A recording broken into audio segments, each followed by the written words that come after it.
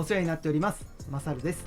今回は Linux レベル1の出題範囲について一緒に勉強していきます。それでは始めていきましょう。この動画は IT エンジニアの皆さんの成長を応援するスタイルラボさんのご協力でお送りしています。スタイルラボさん、いつも応援ありがとうございます。スタイルラボさんの詳細は概要欄のリンクからご覧ください。前回の動画で Linux レベル1に合格するためには101試験と102試験の両方に合格する必要があるとお伝えしました。今回はそれぞれの出題範囲でどんなことを勉強するのか概要をお話ししていきたいと思います。先に結論です。101試験では Linux のインストールと仮想マシン、コンテナの利用、ファイル、ディレクトリの操作と管理、GNU と Unix のコマンド、リポジトリとパッケージ管理、ハードウェア、ディスク、パーティション、ファイルシステムが出題範囲です。102試験はシェルおよびスクリプト、ネットワークの基礎、システム管理、重要なシステムサービス、セキュリティ、オープンソースの文化が出題範囲です。なんだか難しそうな言葉がたくさんで不安に思う方もいらっしゃるかもしれませんが、安心してください。今の時点で内容を想像できなくても全く問題ありません。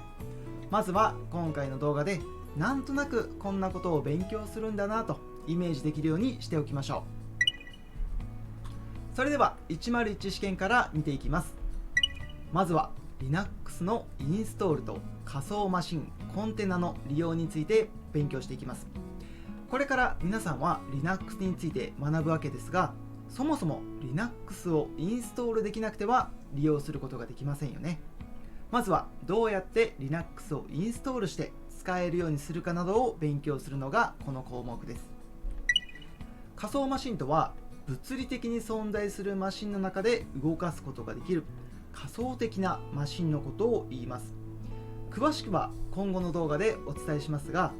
1台のマシンの中で複数のマシンを動かすことができたらなんだか便利そうですよね。さらにコンテナについても勉強します。コンテナというとこのように荷物を入れて運ぶコンテナをイメージしますよね。コンテナの中にはアプリケーションとそのアプリケーションの動作に必要なデータが入っています。詳しくは今後の動画でお話ししますが、ここでは簡単な例を使ってコンテナのメリットをお伝えしてみたいと思います。例えば一つのマシンの中で OS さんと HTTPD さんという人がお話ししています。 OS さんにとって HTTPD さんは1人なので問題なくお話をすることができます。そこに2人目の HTTPD さんがやってきました。同じ HTTPD さんという名前なので OS さんはどっちがどっちなのか混乱してしまいます。そこでコンテナという技術を使って片方の HTTPD さんをコンテナという中に入れてしまいます。すると OS さんからすると HTTPD さんとコンテナの中の HTTPD さんに分けて認識できるようになります。このようにコンテナを使うと他にもメリットが生まれます。例えばマシン A で作ったコンテナをマシン B に移動させて利用するということも比較的簡単にできるようになります。一つの例としてテスト環境でアプリケーションを作ってみて問題なければ本番環境のマシンでコンテナごと移動させて動かす。このようにいろんなシーンでコンテナを活用することができます。コンテナについてもまた詳しく別の動画でお話しします。次はファイル・ディレクトリの操作と管理です。 Windows 環境の場合、ファイルを移動させたいときにはドラッグ&ドロップでファイルを移動させることができますよね。ただし Linux の場合、この画面のように文字だけの画面で操作することが多く、直感的にファイルを操作するということができません。そこでこの項目ではファイル・ディレクトリの操作と管理方法を学びます。ちなみにディレクトリというのはフォルダのことだと思ってください。ファイルを格納するものがディレクトリです。次は GNU と Unix のコマンドです。先ほどお話ししたように Linux はこのような文字しかない画面で操作をすることになるので、様々なコマンドを勉強する必要があります。シェルとは何か、キャットコマンド、リダイレクト、ファイル編集など様々なコマンドの活用方法をこの項目で勉強します。最初はなかなか難しいと思いますが、このような画面で操作するというのはいかにもエンジニアっぽくてかっこいいですよね。今後の動画でたくさん操作する画面も出てくると思いますので楽しみにしていてください。次はリポジトリとパッケージ管理です。例えば Apache という Web サーバーのソフトを利用したい場合、リポジトリという場所からダウンロードしてきて利用します。リポジトリというのはいろんなデータを保存している倉庫のようなものをイメージしてください。リポジトリからソフトウェアをダウンロードするときには、ソフトウェアの実行ファイルだけではなくパッケージ単位でダウンロードします。パッケージというのは言葉の通りまとめたものですね。すぐにそのソフトウェアを使えるように必要な情報がパッケージされています。この項目ではリポジトリからパッケージを取得する方法などを勉強します。最後はハードウェア、ディスク、パーティション、ファイルシステムです。データの保存にはハードディスクなどの記憶装置が必要です。記憶装置を使うためにどのような設定が必要なのかをこの項目で勉強します。以上、まずは101試験の出題範囲の概要をお話ししました。繰り返しになりますが、今の時点ではなんとなくこんなことをこんな順番で勉強するんだなくらいにイメージしてもらえれば大丈夫です。では続けて102試験の出題範囲を見ていきましょう。102の出題範囲は大きく6つの項目で構成されています。まずはシェルおよびスクリプトです。シェルというのはコンピューターに命令を送るときのお手伝いさんのような存在です。人間はコマンドを使ってコンピューターに命令を送りますが、このコマンドは直接コンピューターに送られるのではなくて、シェルが受け付けてコマンドを実行してくれます。シェルを便利に利用するためのシェル変数や複雑な命令をやってもらうためのシェルスクリプトについてこの項目では勉強します。次はネットワークの基礎です。マシンは単独で動いてもあまり意味がありません。マシン同士がネットワークによってつながってお互いの情報をやり取りすることで価値が生まれます。ネットワークに参加するためには IP アドレスという情報が必要になります。ネットワークの基礎では IP アドレスなど通信に必要な知識について勉強します。次はシステム管理です。 Linux マシンは複数の人が利用できるようになっているためアカウント管理の機能があります。この項目ではユーザーの管理方法などについて勉強します。また Linux ではジョブという単位でコマンドやプログラムを実行します。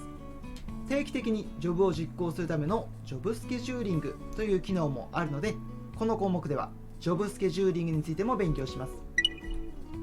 次は重要なシステムサービスです。この項目ではログの管理方法などについて勉強します。ログというのはコンピュータの利用状況を記憶したものですね。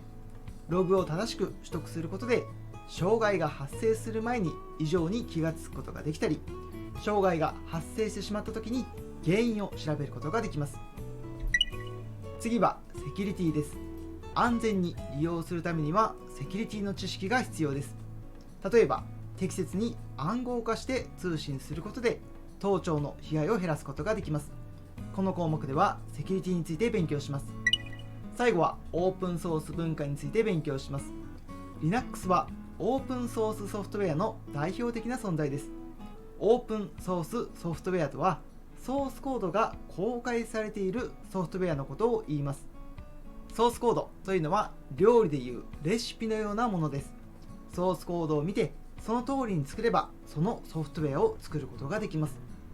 オープンソースソフトウェアを利用するときにはライセンスという名前の利用するためのルールを守る必要があります。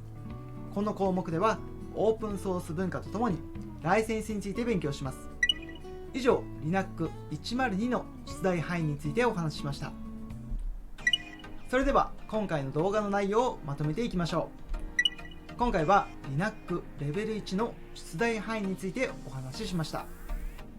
101試験では5項目、102試験では6項目が出題範囲になっています。今回の話を聞いて皆さんはどう感じましたか？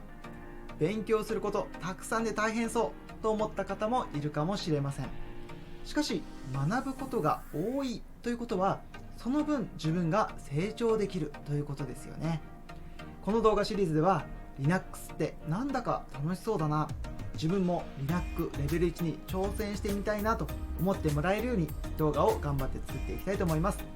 次の動画も楽しみにしていてくださいね。最後にお知らせです。マサルの勉強部屋では成長したいエンジニアを応援するオンラインコミュニティを運営しています。一人で勉強するよりも誰かと一緒に勉強したい、